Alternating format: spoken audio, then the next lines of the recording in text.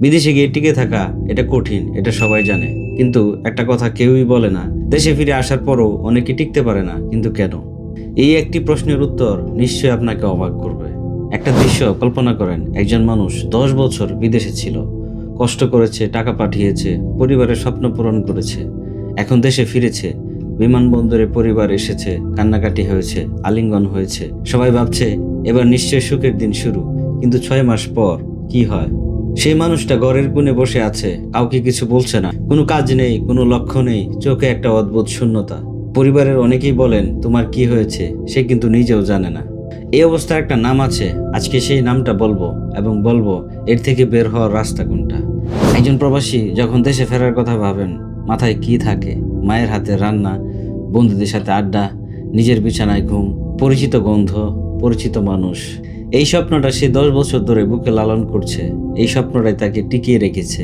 কিন্তু দেশে ফেরার পর প্রথম সপ্তাহ ভালো যায়, দ্বিতীয় সপ্তাহ মোটামুটি, তারপর একটু একটু করে অদ্ভুত লাগতে শুরু করে। বাস্তবতা তার সামনে এসে হোঁচট খেয়ে পড়ে।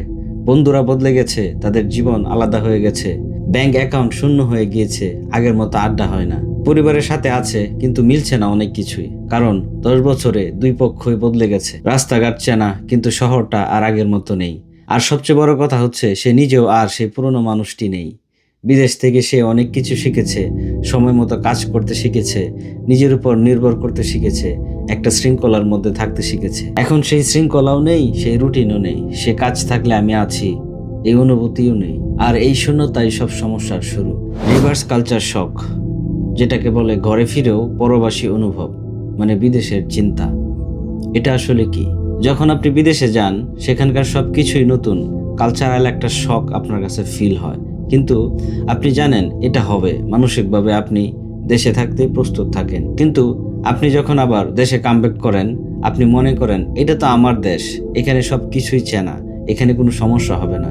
মানে এখানে রিভার্স কালচার যে শকের যে বিষয়টা, এটা হয়তো হবে না। আর ঠিক এই জায়গায় কিন্তু আপনি একটা ধাক্কা খান, কারণ দেশ একরকম থাকেনি, আপনিও একরকম থাকেননি। আপনি বিদেশে গিয়ে শিখেছেন এবং দেখেছেন সময় মতো কাজ হয়, নিয়ম মানলে জীবন সহজ হয়, পরিশ্রম করলে ফল পাওয়া যায়। দেশে এসে দেখেছেন অনেক কিছুই সেভাবে চলে না, যানজট, দুর্নীতি, অব্যবস্থা। আপনি বিরক্ত, মানতে পারেন না, মনে হয় এই দেশে কি কিছুই ঠিক নেই। আর পরিবার ভাবে বিদেশ থেকে এসে সে অহংকারী হয়ে গিয়েছে, তারপরে নানা কিছু। আর এটাই হচ্ছে রিভার্স কালচারাল শক, এবং এটা অনেক প্রবাসীকে ভেতর থেকে ভেঙে দেয়। হ্যাঁ, হতে পারে অনেক প্রবাসীদের ক্ষেত্রে এই বিষয়টা ঘটে না, কিন্তু মোস্ট অফ দ্য পিপল এই ধরনের সমস্যাতে ভুগছে। আরেকটা বড় সমস্যা আছে, বিদেশে থাকতে সে জানতো সে কে। সে ওই ফ্যাক্টরি বা ওই কোম্পানির একজন কর্মী, সে ওই পাড়ার বাংলাদেশি, সে প্রতি মাসে টাকা পাঠানো একজন রেমিটেন্স যোদ্ধা। এটা একটা পরিচয় ছিল, একটা উদ্দেশ্য ছিল। দেশে ফিরে সেই প্রবাসীর পরিচয় নেই। সে কি এখন কৃষক, নাকি ব্যবসায়ী, নাকি চাকরিজীবী? কি করবে জানে না কিছুই, কোথায় যাবে বুঝতে পারে না কিছুই। আর এই না জানা যন্ত্রণা অনেক সময় মানুষকে ভুল পথে নিয়ে যায়। কেউ অলস হয়ে পড়ে, কেউ হতাশায় ডুবে যায়, কেউ আবার বিদেশে যাওয়ার চেষ্টা করে, কারণ অন্তত সেখানে একটা পরিচয় ছিল। এই ধরনের সংকটকে বলা হয় আইডেন্টিটি ক্রাইসিস, এবং এটা অনেক প্রবাসীর জীবনের সবচেয়ে কঠিন সময়। বিদেশে টিকে থাকা অনেক কঠিন, কিন্তু দেশে ফিরে নিজেকে নতুন করে গড়ে তোলা সেটা আরো বেশি কঠিন। আরো একটি কারণ আছে যেটি না বললেই নয়। অনেক প্রবাসী আছেন, দেশে ফিরেন কিছু টাকা পয়সা নিয়ে, কিন্তু সেই টাকা দিয়ে সে কি করবেন কোনো পরিকল্পনা নেই। দেশে আসার পর কেউ বলে ব্যবসা করব, কিন্তু কি ব্যবসা করবে সেটা কিন্তু সে জানে না। কোথায় ব্যবসা করবে সেটাও জানে না, কিভাবে করবে সেটাও বুঝতে পারে না। তারপর ভুল মানুষের পরামর্শে ভুল জায়গায় টাকা ঢালে। কিছু মাসের মধ্যে সব টাকা শেষ, অথবা জমি কিনে বসে থাকে, কোনো আয় নেই, সঞ্চয় শেষ হচ্ছে, পরিবারের চাপ বাড়ছে। আর মানুষটা ভাবতে থাকে বিদেশে থাকলে অন্তত আমার একটা কাজ ছিল। আর এই ধরনের ফাঁদে পড়ে হাজার হাজার প্রবাসী তাদের সময় নষ্ট করছেন, তাদের অর্থ নষ্ট করছেন। প্রবাসী টাকা আয় করতে পারে, কিন্তু টাকা ধরে রাখতে পারে না, কারণ কখনো তাকে শেখানো হয়নি টাকা দিয়ে কি করতে হয়, কিভাবে মানি ম্যানেজমেন্ট করে টাকাকে সেভ করতে হয়। এত সমস্যার ভিড়ে তাহলে আমাদের করণীয় কি? এখানে আমি 5টি বিষয় আমি আপনাদেরকে বলতে চাই।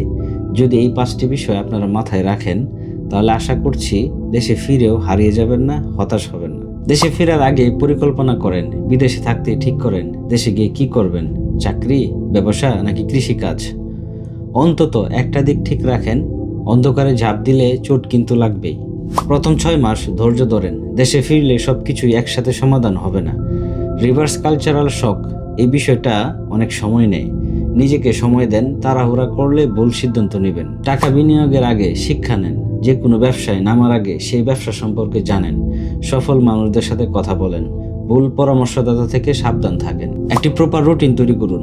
বিদেশে রুটিন ছিল বলেই আপনি টিকেছিলেন, দেশেও রুটিন লাগবে। সকালে উঠবেন, কাজ করবেন, পরিবারকে সময় দিবেন। এই শৃঙ্খলাটা না থাকলে জীবন ভেসে যাবে। নিজের মানসিক স্বাস্থ্যকে গুরুত্ব দেন। হারিয়ে যাওয়ার অনুভূতি হলে লুকিয়ে রাখবেন না, পরিবারকে বলেন, বিশ্বস্ত কাউকে বলেন, সেটা অবশ্যই আল্লাহর কাছে বলেন। আল্লাহ তাআলা বলেছেন, যে আল্লাহর উপর ভরসা রাখে তার জন্য তিনিই যথেষ্ট।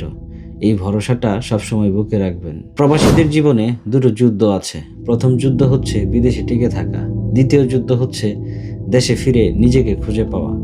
প্রথম যুদ্ধের কথা সবাই জানে, দ্বিতীয় যুদ্ধের কথা কেউ বলতে পারে না। কিন্তু এই দ্বিতীয় যুদ্ধটাই অনেক সময় বেশি কঠিন, কারণ এখানকার শত্রু বাইরের কেউ না, শত্রু ভেতরে, নিজের সংশয়, নিজের ভয়, নিজের হারিয়ে যাওয়ার পরিচয়। কিন্তু মনে রাখবেন, যে মানুষ বিদেশের অচেনা পরিবেশে টিকে থাকতে পেরেছে, সে নিজের দেশেও ঘুরে দাঁড়াতে পারবে। শুধু দরকার একটু সময়, একটু পরিকল্পনা আর আল্লাহর উপর অবিচল ভরসা। আপনি হারিয়ে যাননি, আপনি শুধু নিজেকে নতুন করে খুঁজে পাচ্ছেন। এই পর্বটি যদি আপনাদের কাজে লেগে থাকে, তাহলে এখনই শেয়ার করেন সেই প্রবাসীকে যে এখন দেশে ফিরেছে আর একটু হারিয়ে গিয়েছে। হয়তো এই ভিডিওটাই তার দরকার ছিল। আর পরের ভিডিওতে বলবো প্রবাসীরা দেশে ফেরার আগে কোন 5টি ভুল করে, যেগুলো পুরো জীবন নষ্ট করে দেয়। সেটা মিস করলে অনেক বড় ক্ষতি হতে পারে। আজকের এই ভিডিওটি ছিল প্রবাস আয়না সিরিজের দ্বিতীয় পর্ব। যারা প্রথম পর্বটি দেখেননি তাদেরকে প্রথম পর্ব দেখার জন্য অনুরোধ করছি। হয়তো ইউটিউব আপনাকে প্রথম পর্বটি দেখার জন্য সাজেস্ট করবে।